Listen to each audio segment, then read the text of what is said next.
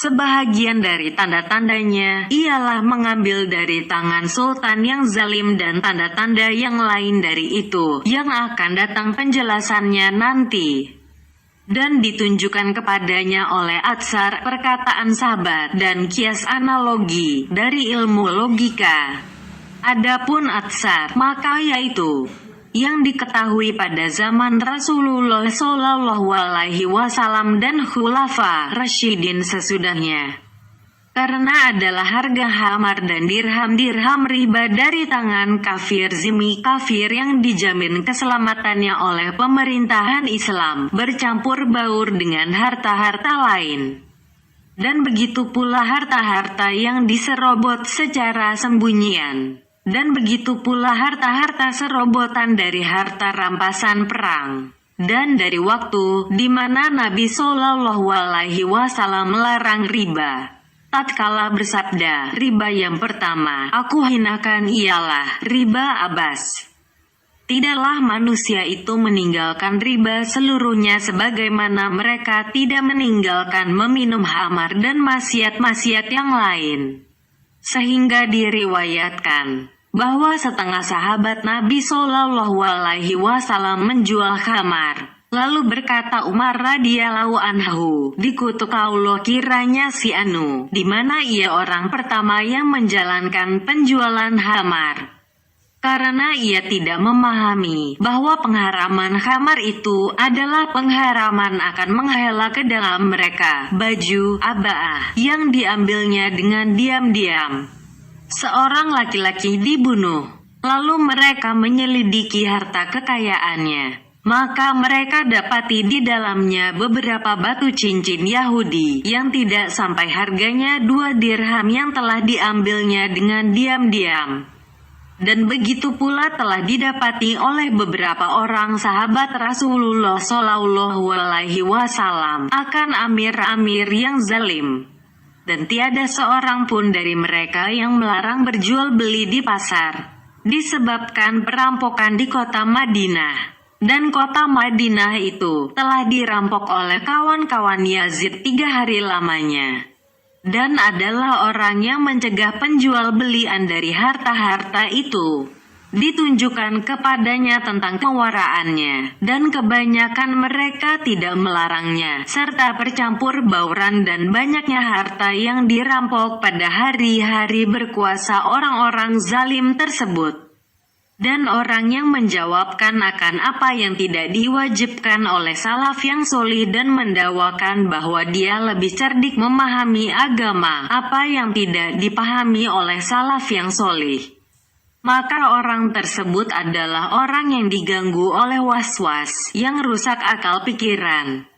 Dan kalau bolehlah ditambah terhadap salaf yang solih itu pada contoh-contoh yang seperti ini, niscaya bolehlah menyalahi mereka dalam persoalan-persoalan yang tak ada sandaran padanya selain dari kesepakatan mereka. Seperti kata mereka, bahwa nenek perempuan adalah seperti ibu pada pengharamannya dan anak laki-laki dari anak laki-laki adalah seperti anak laki-laki. Dan bulu babi dan lemaknya adalah seperti daging yang tersebut pengharamannya dalam Al-Quran. Dan riba itu berlaku pada yang selain dari 6 macam barang-barang. Dan itu adalah mustahil. Karena salaf solihlah yang lebih utama memahami agama dari orang-orang lain. Adapun kias, logika, maka yaitu, jikalau pintu ini dibuka, niscaya tersumbatlah pintu semua pekerjaan. Dan runtuhlah dunia, karena fasik telah begitu berpengaruh kepada manusia. Dan manusia itu akan memandang enteng dengan sebab kias tersebut tentang syarat-syarat agama dalam segala akad perjanjian. Dan yang demikian tidak mustahil akan membawa kepada percampur bauran. Kalau ada yang berkata bahwa tuan-tuan telah menukilkan bahwa Nabi Shallallahu Alaihi Wasallam tidak mau memakan delap binatang yang bentuknya menyerupai biawak dan bersabda, aku takut bahwa delap itu adalah termasuk makhluk yang telah berubah bentuknya oleh Allah, dan itu dalam percampur bauran yang tidak terhinggakan. Maka kami menjawab bahwa yang demikian itu ditempatkan kepada pembersihan diri dan wara. Ataupun kami menjawab bahwa delap itu bentuknya ganjil. Mungkin menunjukkan dia itu dari makhluk yang dirubah bentuknya. Maka itu adalah dalil yang menunjukkan pada benda yang diperpegangi. Maka kalau ada yang mengatakan bahwa itu telah dimaklumi pada zaman Rasulullah Shallallahu Alaihi Wasallam dan zaman para sahabat, disebabkan riba, pencurian, perampokan, pengambilan secara diam-diam makan harta rampasan perang dan sebagainya. Tetapi adalah yang tersebut itu amat sedikit dengan membandingkan kepada yang halal. Maka apakah yang akan Anda katakan pada zaman kita sekarang ini dan yang haram itu telah menjadi begitu banyak dalam tangan umat manusia? Karena rusaknya muamalah, perniagaan, disia-siakan syarat-syaratnya, banyaknya riba dan harta sultan-sultan yang zalim. Maka barang siapa mengambil harta yang tidak dipersaksikan padanya tanda tertentu pada bendanya untuk mengharamkan, maka apakah itu haram atau tidak? Aku menjawab, tidaklah yang demikian itu haram. Hanya waralah yang meninggalkannya, dan wara ini adalah lebih penting dari wara apabila dia itu sedikit. Tetapi penjawaban dari ini, bahwa perkataan dari orang yang mengatakan kebanyakan harta pada zaman kita sekarang itu haram adalah salah semata. Dan terjadilah perkataan tersebut, ialah lupa dari perbedaan antara yang banyak dan yang lebih banyak. Maka kebanyakan manusia, bahkan kebanyakan ahli fikih, fuqaha, menyangka bahwa sesuatu yang bukan jarang adalah itu lebih banyak. Dan mereka menyangka bahwa keduanya itu banyak dan lebih banyak berhadapan satu sama lain, di mana tidak ada di antara keduanya yang ketiga. Sebenarnya tidaklah seperti yang demikian.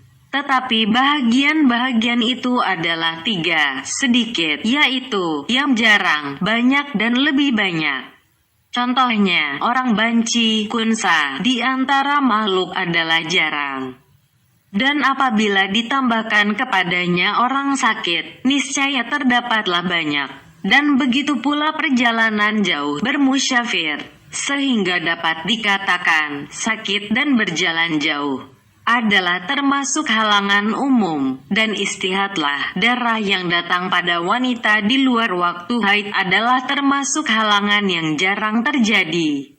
Dan sebagaimana dimaklumi bahwa sakit itu bukanlah barang yang jarang terjadi, nadir, dan bukan pula lebih banyak tetapi adalah banyak.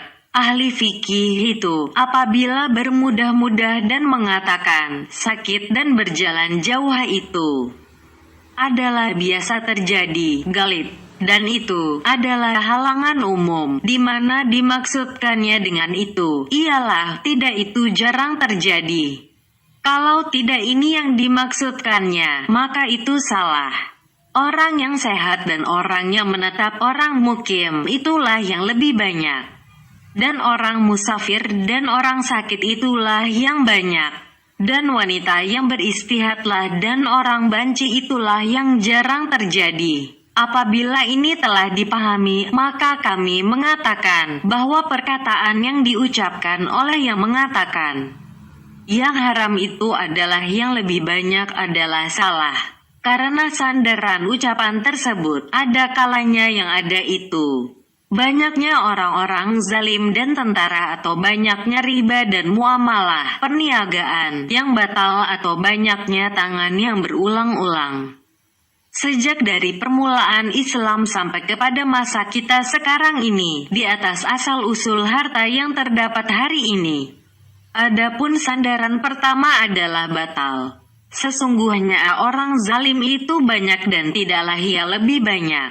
Maka mereka itu adalah tentara. Karena tiada yang berbuat zalim selain yang mempunyai kekerasan dan keperkasaan.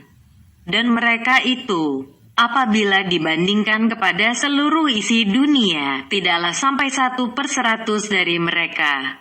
tiap-tiap sultan yang berkumpul padanya tentara 100.000 umpamanya, maka ia merajai suatu daerah yang mengumpulkan rakyat sejuta jumlahnya dan lebih.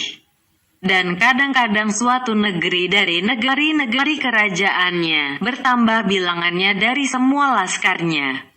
Dan kalaulah bilangan sultan itu lebih banyak dari bilangan rakyat, niscaya binasalah semuanya. Karena haruslah di atas tiap-tiap rakyat membelanjai 10 dari mereka umpamanya. Serta raja-raja itu dengan kehidupan yang mewah. Dan tidaklah yang demikian itu tergambarkan. Tetapi yang mencukupi bagi seorang dari raja itu, ialah terkumpul 1.000 rakyat dan lebih. Dan begitu pula pembicaraan tentang pencuri, maka suatu negeri besar adalah terdapat dari mereka jumlah yang sedikit.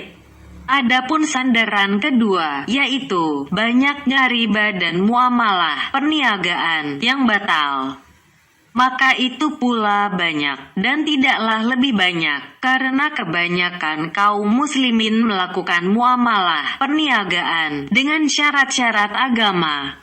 Maka bilangan mereka adalah lebih banyak, dan yang melakukan muamalah perniagaan dengan ribu atau lainnya, maka kalau dihitung muamalahnya saja, sesungguhnya adalah yang sah daripadanya, melebihi dari yang batal.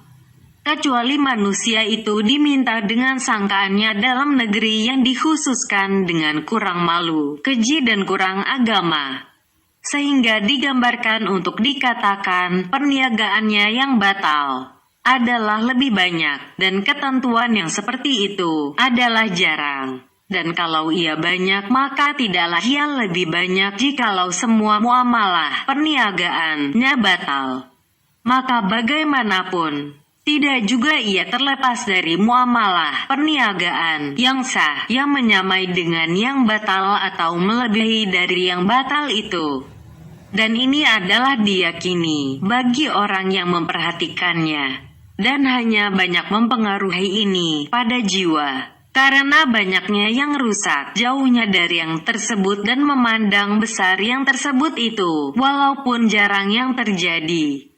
Sehingga kadang-kadang disangkan bahwa zina dan minum khamar telah berkembang sebagaimana berkembangnya yang haram.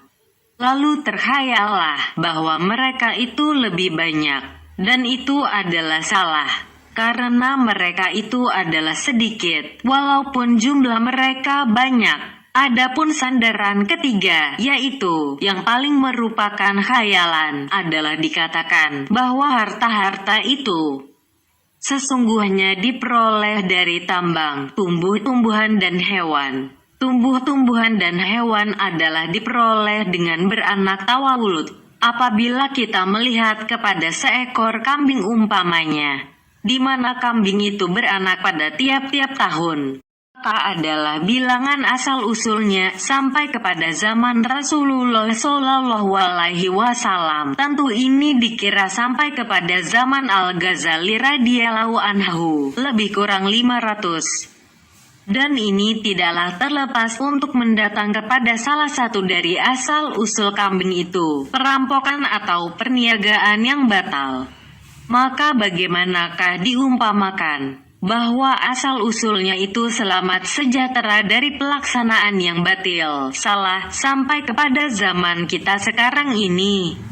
Dan begitu pula bibit biji-bijian dan buah-buahan memerlukan kepada 500 asal-usul atau 1.000 asal-usul umpamanya, sampai kepada permulaan agama.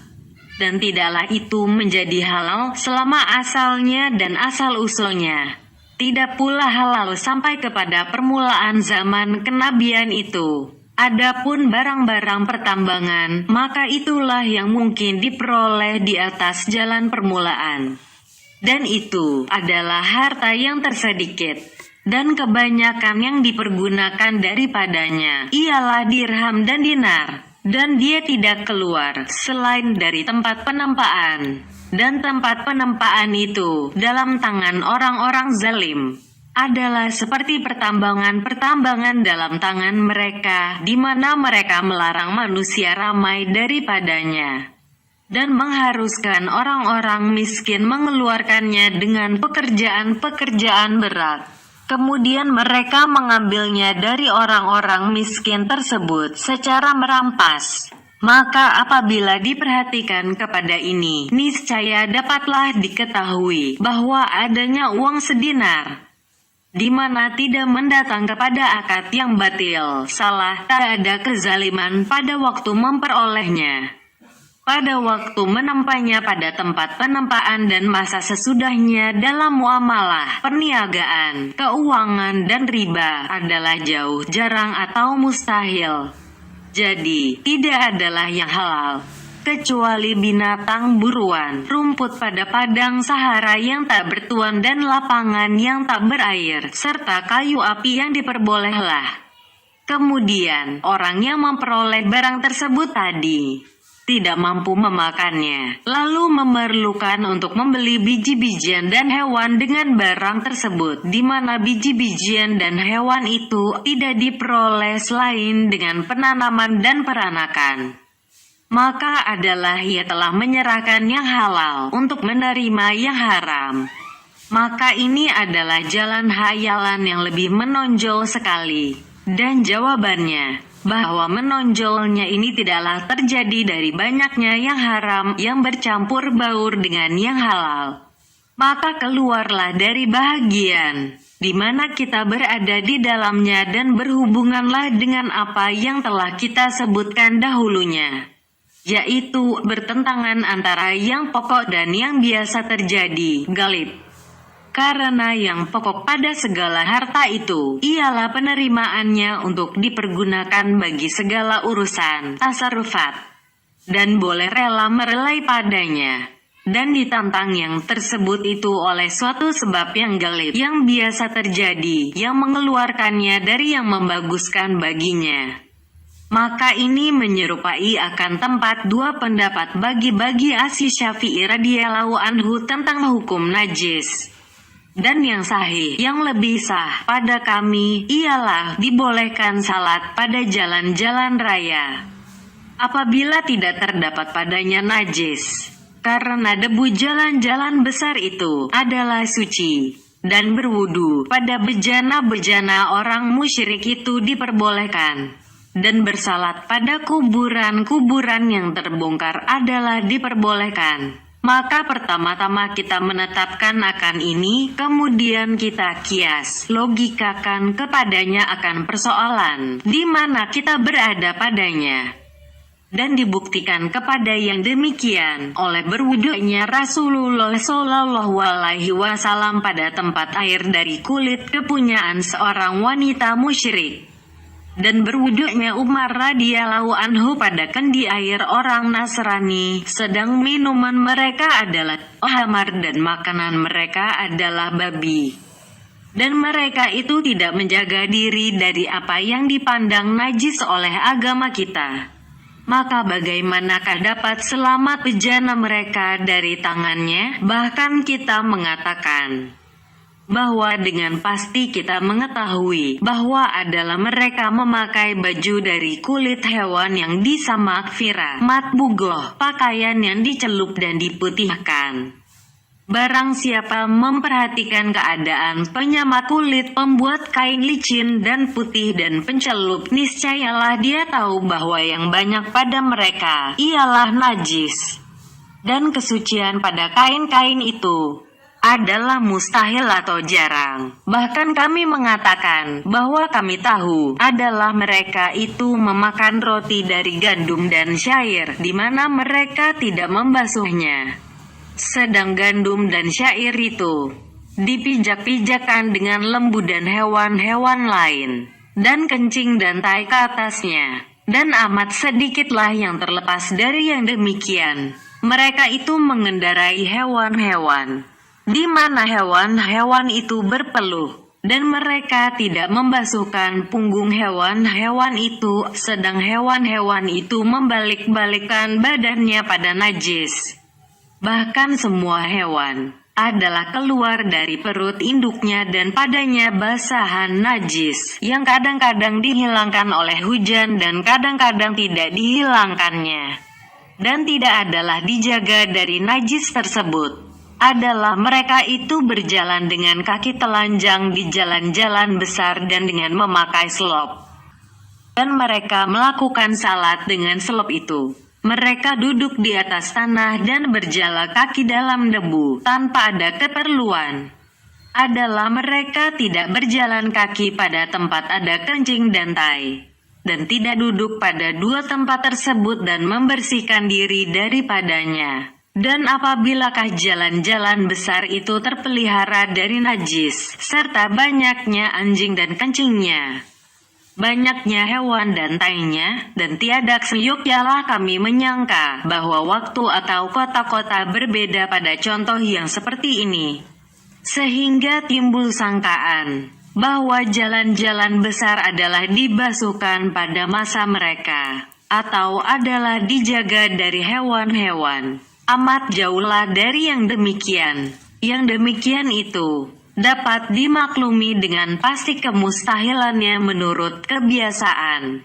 Maka yang demikian itu membuktikan bahwa mereka tidaklah menjaga kecuali dari najis menampak atau tanda atas najis yang menunjukkan kepada zat najis tersebut. Adapun sangkaan yang biasa yang menggerakkan untuk mengembalikan dirham-dirham itu kepada hal keadaan yang berlaku, maka tidaklah mereka memberi perhatian kepadanya. Dan ini adalah pada Asy-Syafi'i radhiyallahu anhu. Beliau berpendapat bahwa air yang sedikit adalah menjadi bernajis tanpa berubah yang terjadi pada air itu. Karena selalulah para sahabat masuk ke tempat permandian air panas dan berwudu di kolam-kolam di mana airnya sedikit, dan bermacam-macam tangan selalu dimasukkan ke dalamnya. Dan ini adalah tegas pada maksud tersebut.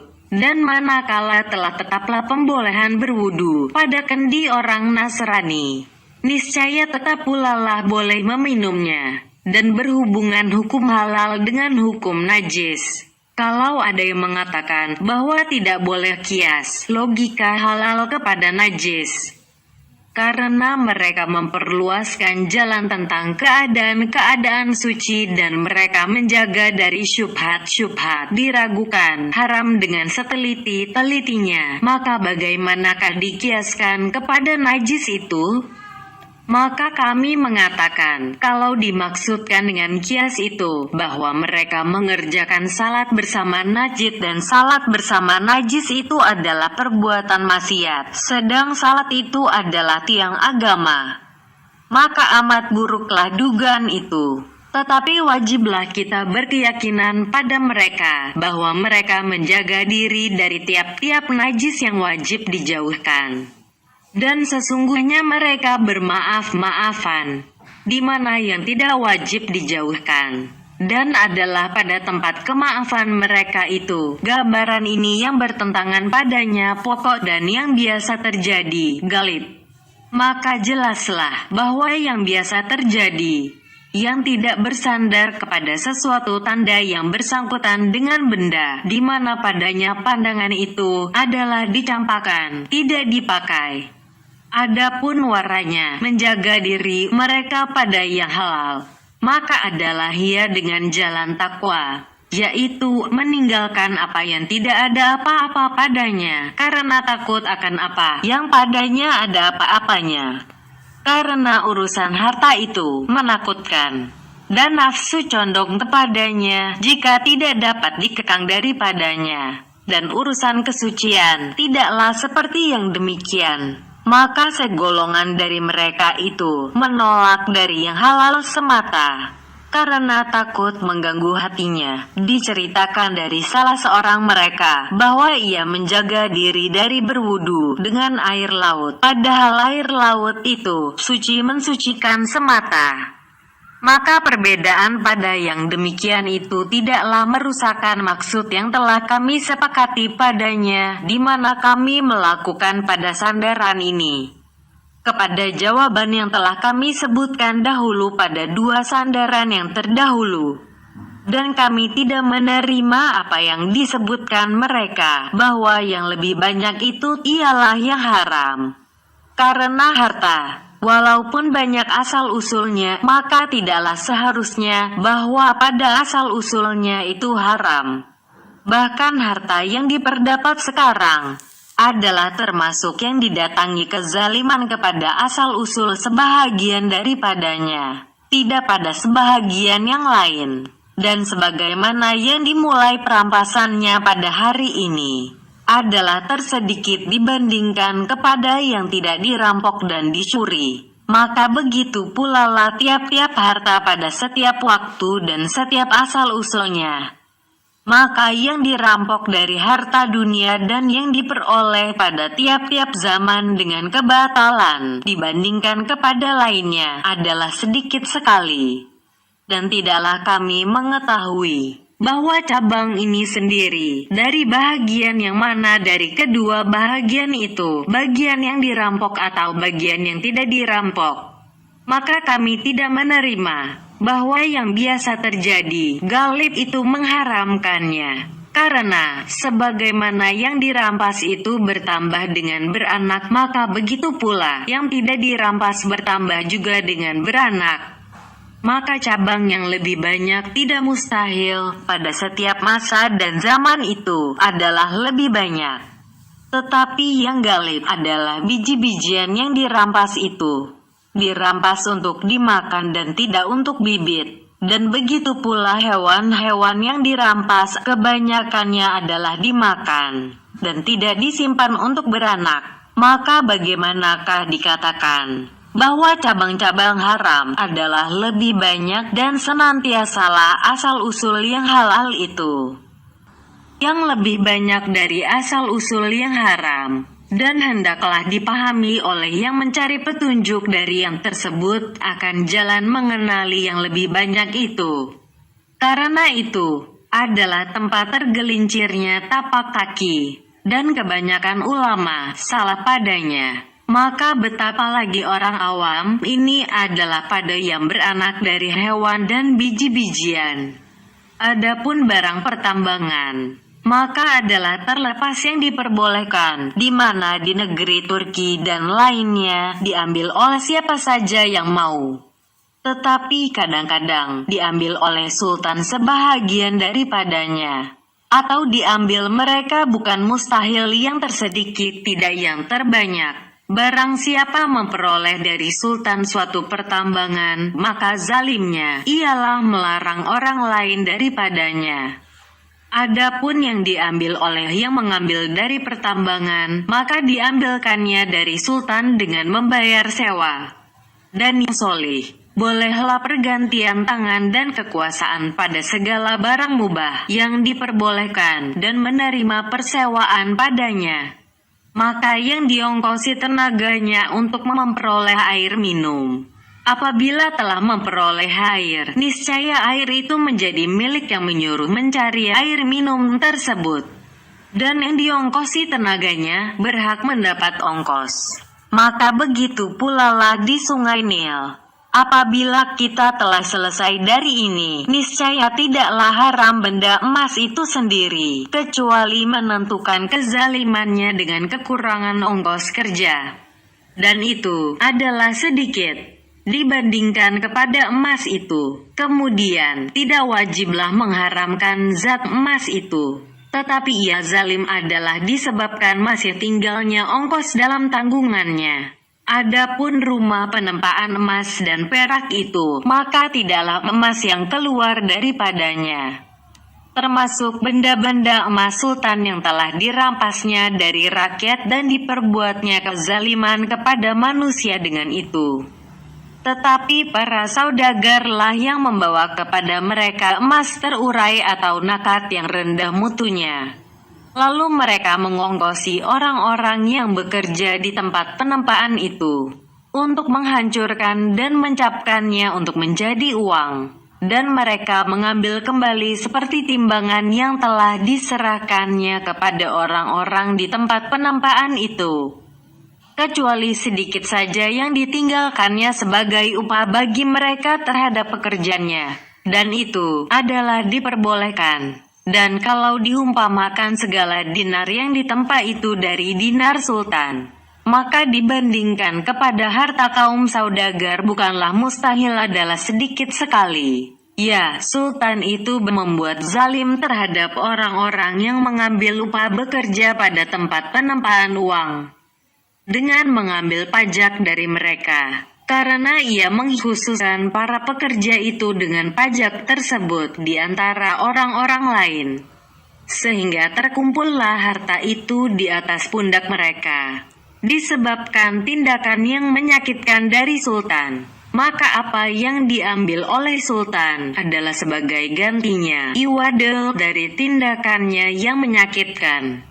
Dan itu adalah termasuk pintu kezaliman, dan adalah sedikit dibandingkan kepada apa yang dikeluarkan sebagai hasil kerja dari tempat penempaan uang itu. Maka tidaklah diserahkan untuk pemilik tempat penempaan uang dan untuk sultan. Dari jumlah yang dikeluarkan dari tempat itu, dari 100 banding 1. Dan itu adalah 1/100. Maka bagaimanakah ada itu yang lebih banyak? Inilah kesalahan-kesalahan yang mendahului kepada hati dengan sangkaan-sangkaan, dan selalu dihiaskan oleh segolongan orang-orang yang tipis rasa keagamaannya, sehingga mereka itu melecehkan wara, menjaga diri, dan menutup pintunya. Dan mereka menjelekkan pembedaan orang yang membedakan antara harta yang satu dengan harta yang lain. Dan itulah bid'ah yang diada-adakan dan kesesatan yang sebenarnya. Kalau ada yang mengatakan bahwa kalau diumpamakan haram yang lebih banyak dan telah bercampur yang tidak terhinggakan dengan yang tidak terhinggakan, maka apakah yang akan tuan-tuan katakan tentang itu? Apabila tak ada pada benda yang dipegang itu suatu benda tertentu, maka kami menjawab bahwa menurut pendapat kami, meninggalkannya adalah wara dan mengambilkannya tidaklah haram.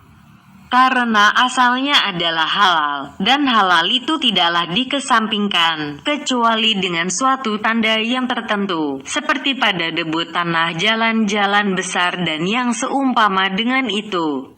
Bahkan lebih lagi, dan aku mengatakan, kalau meratalah haram itu ke seluruh dunia, sehingga diketahui dengan yakin, tak ada lagi halal di dunia, maka aku berkata, niscaya kita ulangi membuat syarat-syarat baru dari waktu kita sekarang ini dan kita maafkan apa yang telah lalu. Seraya kita mengatakan apa yang telah melampaui batasnya. Niscaya terbaliklah pada lawannya, maka manakala haram semua, niscaya halallah semua. Buktinya, apabila peristiwa ini terjadi, maka kemungkinan adalah 5/1.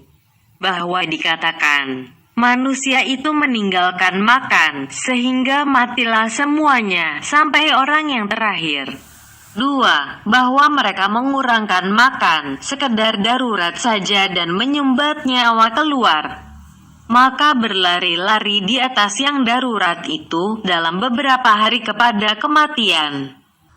3. Bahwa dikatakan mereka itu memperoleh sekedar yang perlu, dengan cara bagaimanapun yang mereka kehendaki dengan mencuri, merampok dan suka sama suka, tanpa memperbedakan di antara harta yang satu dengan harta lainnya dan di antara segi yang satu dengan segi lainnya.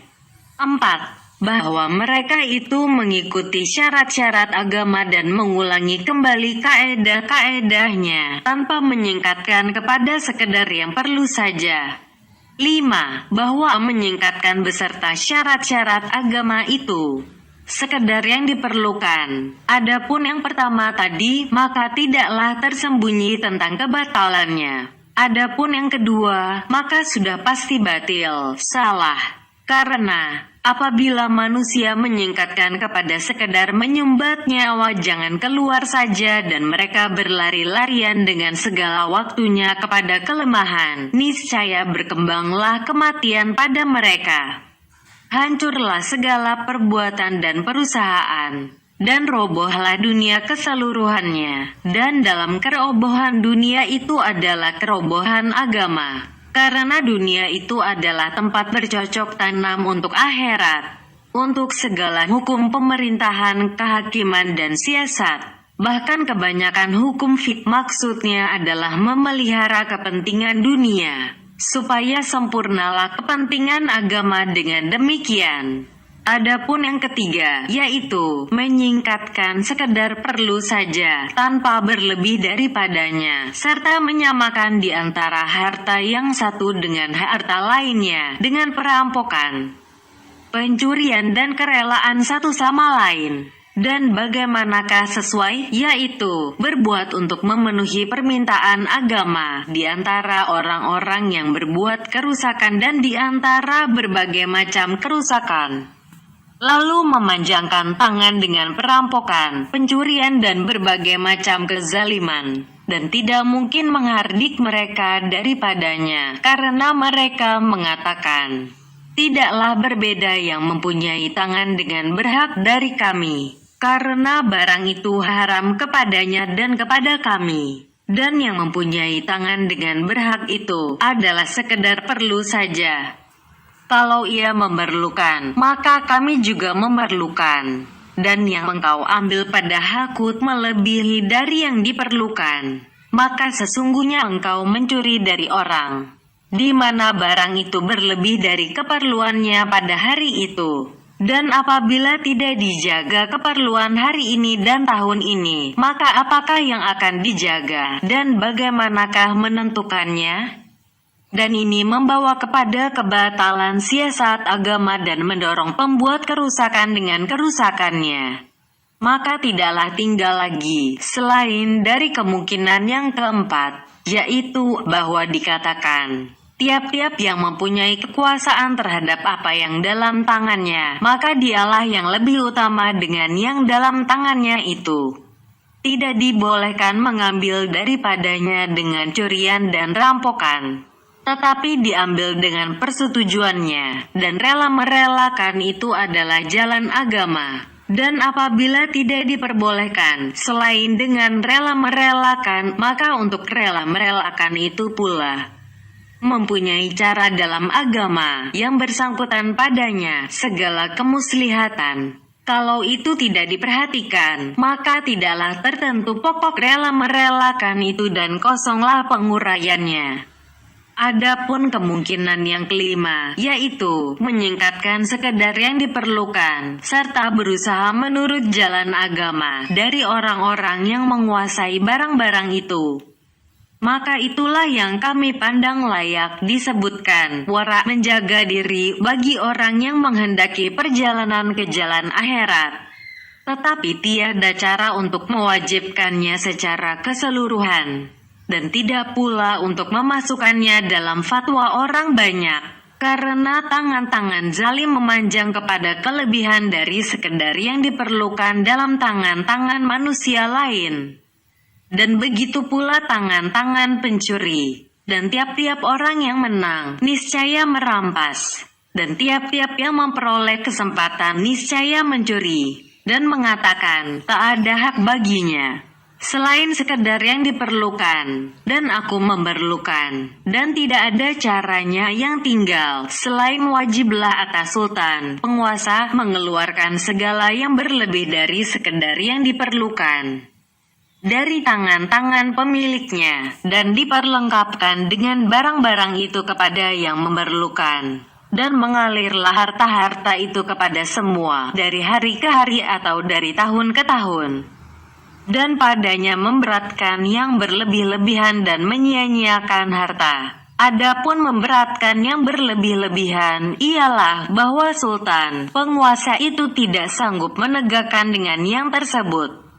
Serta banyaknya manusia, bahkan tidaklah tergambar sekali-kali yang demikian. Adapun menyia-nyiakan harta, yaitu apa yang berlebih dari keperluan, dari buah-buahan, daging dan biji-bijian itu, sewajarnya lah dilemparkan ke laut atau ditinggalkan sehingga membusuk. Karena yang dijadikan oleh Allah dari buah-buahan dan biji-bijian adalah berlebih dari jumlah yang memuaskan dan menyenangkan makhluk. Maka bagaimanakah atas sekedar keperluan mereka itu saja, Kemudian yang demikian itu membawa kepada gugurnya kewajiban haji, zakat, kafarat, penebus, kehartaan dan segala ibadah yang mempunyai sangkutan dengan kekayaan manusia.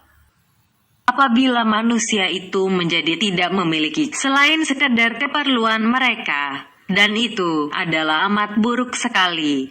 Bahkan aku mengatakan, jikalau sekiranya datanglah seorang nabi pada zaman seperti sekarang ini, niscaya wajiblah atasnya mengulangi persoalan dan menyediakan penguraian sebab-sebab milik dengan rela merelakan dan dengan jalan-jalan yang lain.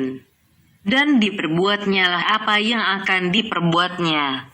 Jikalau diperolehnya semua harta itu halal, tanpa ada perbedaannya. Dan aku maksudkan dengan kataku wajib atasnya, ialah apabila nabi itu termasuk orang yang diutus untuk kemuslihatan manusia mengenai agama dan dunia mereka. Karena tiada sempurnalah perbaikan, dengan mengembalikan umumnya manusia kepada sekedar darurat dan keperluan saja. Kalau nabi itu tidak diutus untuk perbaikan, maka tidaklah wajib yang tersebut tadi. Dan kita memandang jais bukan wajib dan bukan mustahil bahwa Allah Ta'ala mentakdirkan suatu sebab yang membinasakan dengan sebab tersebut segala makhluk sampai ke penghabisan mereka. Maka lenyaplah dunia mereka dan sesatlah mereka pada keagamaannya. Sesungguhnya Allah Ta'ala menyesatkan siapa yang dikehendakinya dan menunjukkan siapa yang dikehendakinya. Mematikan siapa yang dikehendakinya dan menghidupkan siapa yang dikehendakinya. Tetapi kita mengumpamakan keadaan yang berlaku menurut yang terbiasa dari sunnah Allah Ta'ala dalam mengutuskan nabi-nabi untuk perbaikan agama dan dunia. Dan tidaklah aku mengumpamakan itu dan telah ada yang tidak aku umpamakan. Maka sesungguhnya Allah telah mengutuskan Nabi kita Shallallahu Alaihi Wasallam pada waktu kekosongan dari rasul-rasul.